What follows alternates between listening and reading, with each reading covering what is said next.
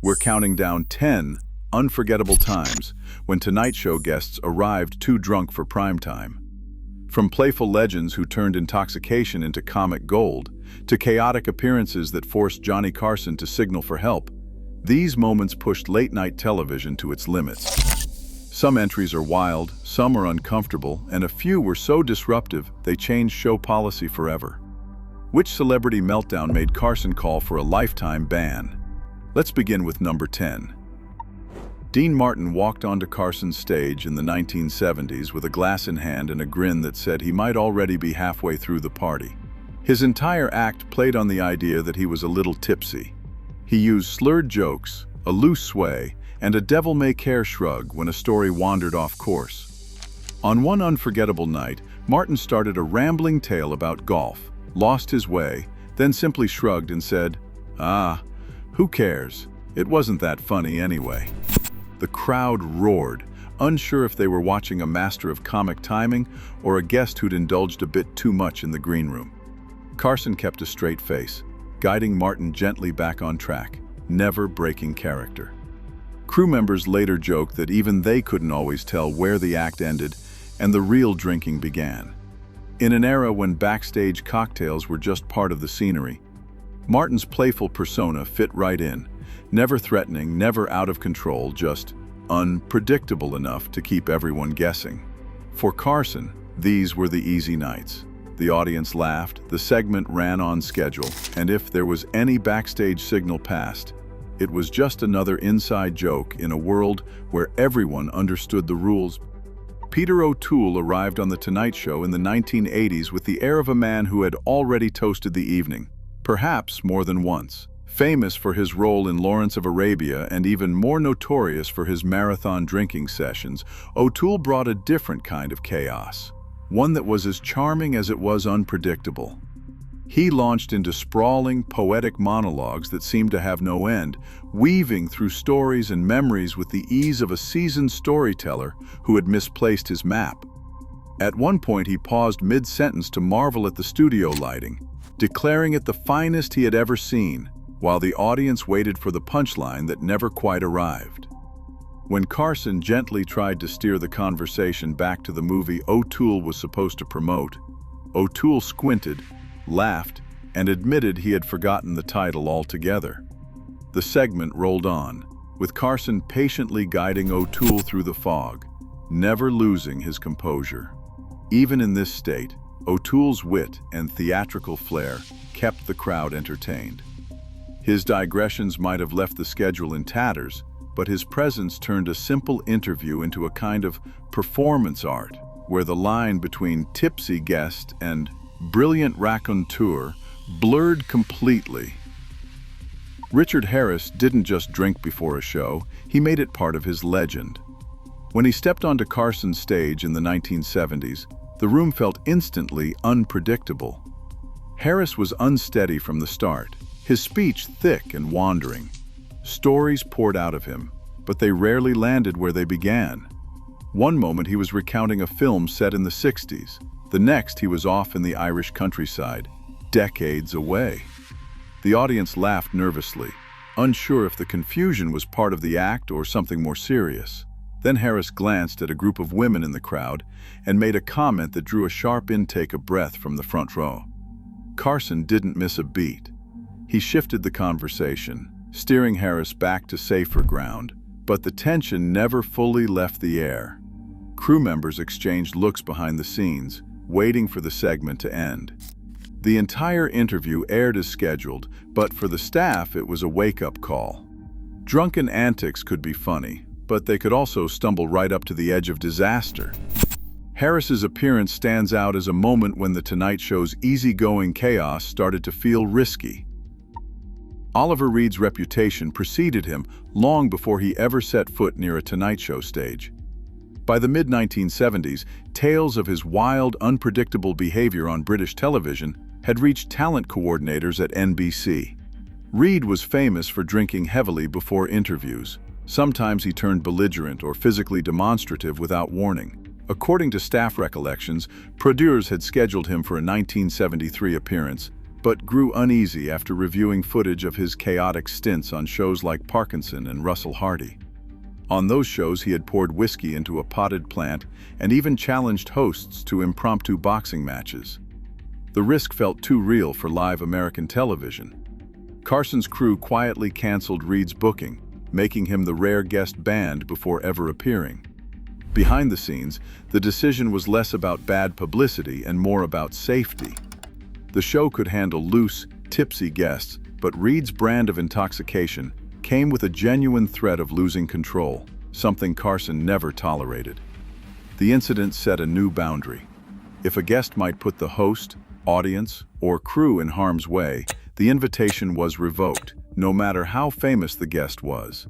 Reed later mocked the cancellation, calling American television too timid, but the message was clear. For The Tonight Show, some risks simply were not worth taking, no matter how legendary the guest. Shelley Winters made Tonight Show history in the mid-1970s with a moment that left even Johnny Carson speechless. Known for her fiery personality and 2 Academy Awards, Winters arrived for her segment already in high gear, her words loose, her focus scattered. Early in the conversation, she interrupted Carson again and again, shifting from story to story without warning. Tension in the studio spiked when Carson, riffing as he often did, made a light-hearted crack about Winters' weight. Without missing a beat, Winters reached for her glass, whether it was water or whiskey remains debated, and hurled the entire drink, ice cubes and all, straight into Carson's face. The liquid splashed across his suit and desk, catching the host completely off guard. For a moment, the audience froze in disbelief, then gasped as Carson sat dripping, stunned into silence. Crew members scrambled behind the scenes, and Carson, still soaked, called for an immediate commercial break. He walked off, set jaw clenched, leaving the room buzzing. Winters would not return to The Tonight Show for years after that night.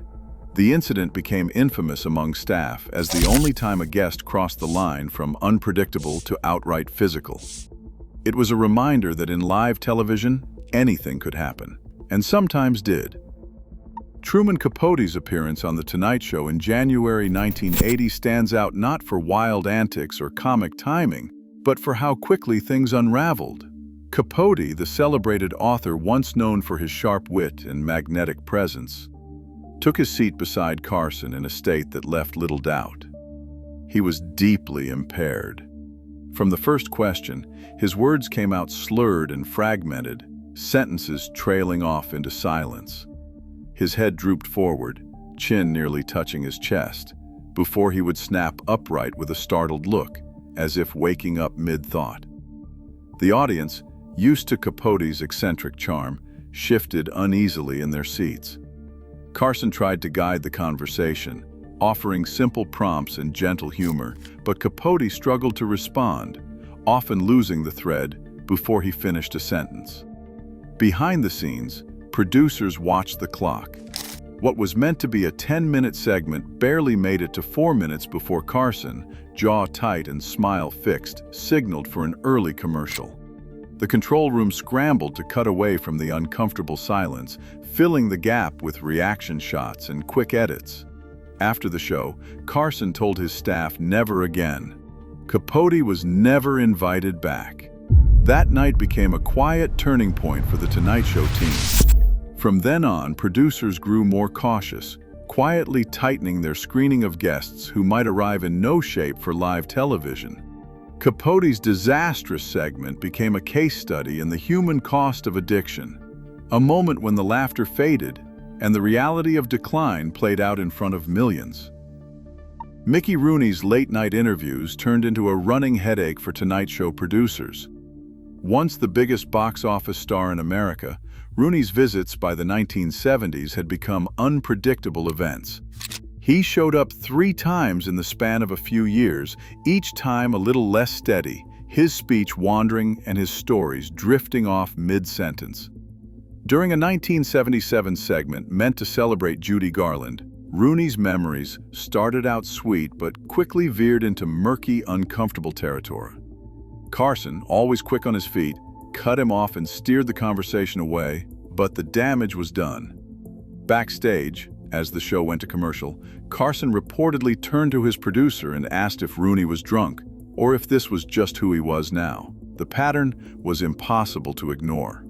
Staff realized that booking Rooney for a live taping was a risk they could not keep taking. The solution was to schedule him for daytime pre-taped sessions, giving editors room to trim the chaos before it ever reached viewers. This quiet shift marked a new approach. When a guest became too unpredictable, the show would take control wherever it could. Rooney's decline played out not as a single disaster, but as a slow, sad fade, with the production quietly adjusting behind the scenes. It was a sign that for some legends, The Tonight Show's biggest challenge was not a single wild night, but knowing when the old rules no longer worked. Lee Marvin's reputation as Hollywood's ultimate tough guy took a beating the night he sat across from Johnny Carson in the late 1970s. Even before the curtain parted, handlers had to steady him backstage, one on each arm, guiding him down the short walk to Carson's desk. Marvin's boots shuffled rather than strode, his gaze fixed somewhere just past the cameras. He slumped into the guest chair with visible effort, shoulders sagging, eyes half closed. Carson, reading the room, shifted gears. Instead of the usual volley of questions, he cracked a gentle joke about the hazards of Hollywood nightlife, drawing a faint, lopsided grin from Marvin. Silence stretched between them as the conversation barely got off the ground. Each question from Carson met with a one-word answer or a slow, distracted nod. Silence was longer than network television usually allowed. Carson filled the gaps with quick wit, riffing with Doc Severinsen and the band, tossing out asides to Ed McMahon, anything to keep the energy moving. At one point, Marvin's head dipped forward as if he might nod off right there on national television. The audience sat in uneasy quiet, unsure whether to laugh or hold their breath. Producers trimmed the segment in post, cutting away most of the dead air. The footage that survived became a textbook example among Tonight Show staff, that sometimes even the toughest legends could crumble under the glare of late-night lights and one too many drinks. Carson's poise that night, never flustered and always covering, turned a near disaster into a lesson in live television survival. Orson Welles sat across from Johnny Carson in the late 1970s, his presence as imposing as ever. But the energy behind his eyes had started to flicker. On some nights, Welles would launch into stories about Hollywood's golden age, his voice deep and commanding, every gesture perfectly timed. Then, almost without warning, the words would slow, his thoughts looping back on themselves, a sentence trailing off into silence. Carson, who idolized Welles as a creative giant, watched closely, sometimes with a gentle smile, sometimes with a look that bordered on worry. The audience could feel the difference. What once felt like effortless storytelling now carried a weight, as if Welles was fighting through fog to find his way back to the point. There were still flashes of brilliance, a sharp joke, an unexpected insight about filmmaking, but they surfaced between moments of slurred speech and wandering anecdotes. Carson, always the professional, would quietly guide Welles back to safer ground, asking simple questions or offering a lifeline when the conversation drifted too far. Staff in the control room learned to keep a hand on the commercial button, just in case. Yet, unlike other guests who lost control, Welles was never banned. Out of respect for all he had given to film and television, Carson continued to invite him back, hoping each time for a spark of the old magic.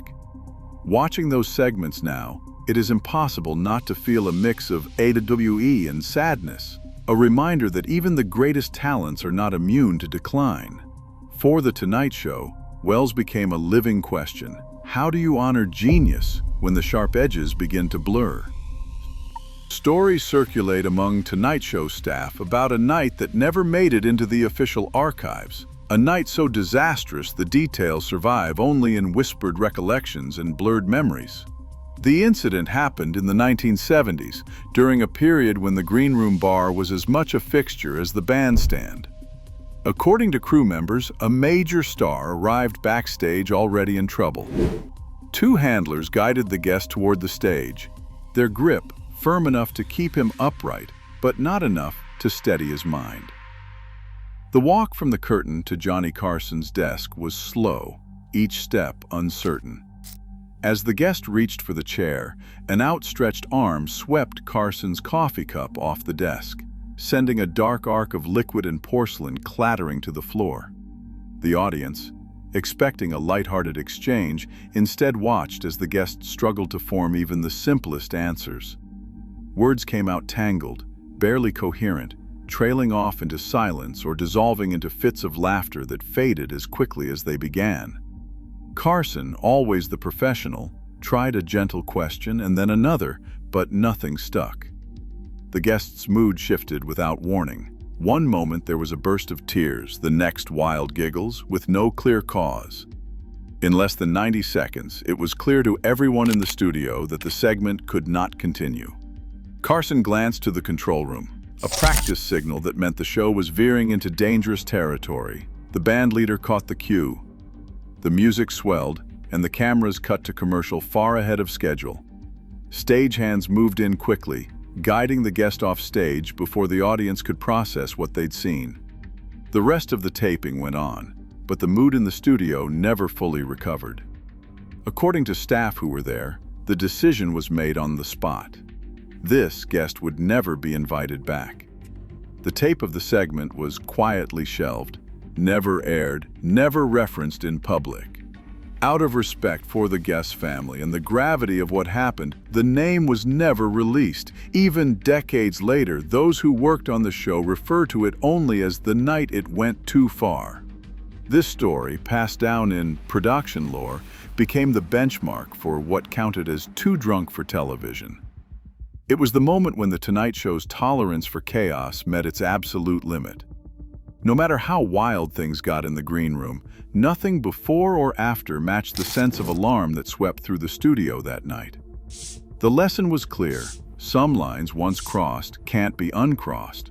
For the staff, this wasn't just a cautionary tale. It was a reminder that behind the laughter and the spectacle, real people could break down in front of millions. The guest's identity remains a closely guarded secret, a final act of respect from a show that saw everything and, just once, decided to keep the worst of it off the record. Across all these notorious appearances, one truth emerges: fame offers no immunity from human frailty. Whether the chaos was comic or tragic, alcohol exposed the vulnerability behind celebrity facades. Carson's show became a mirror, reflecting both the allure and the cost of Hollywood excess. That pattern still matters, reminding us that entertainment's brightest moments often reveal the shadows beneath. Which Tonight Show moment shocked you most? Let us know in the comments.